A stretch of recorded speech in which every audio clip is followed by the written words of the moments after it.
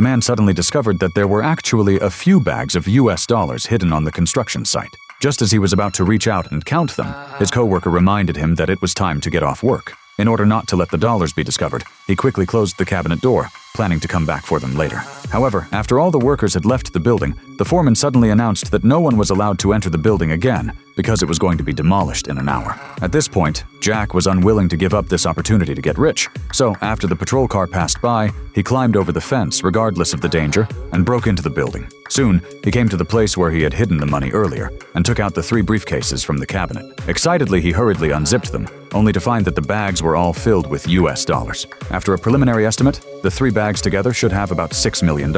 He thought this must be a blessing from heaven. Just as he was planning how to spend this money, the sound of breaking walls suddenly came from next door. Apparently, this man had also come to find the money. Frightened, he quickly repacked the dollars and slipped out quietly while the other person walked into the next room. He originally thought he could leave with the money without any problems, but just as he was about to go downstairs, he encountered a group of gang members running up. Left with no choice, he hurried back upstairs. But in the confusion, he accidentally kicked a light tube, and the sudden sound exposed his hiding place. Before the gang could find him, he quickly hid the dollars in a sewer. Just as he was about to leave, he was almost discovered by a gun-wielding gang member. As the gang member slowly walked towards him, Jack suddenly disappeared from their sight. It turned out that he was already hiding behind the curtain, too nervous to even breathe. At this point, Jack noticed that the man who had been looking for the money earlier was also hiding behind the curtain on the upper floor. Both of them held their breath, not daring to move. Suddenly, the sound of gathering downstairs came from the gang's walkie-talkie. It turned out that they had caught Jack's co-worker, and the gang leader believed that he must know the whereabouts of the dollars,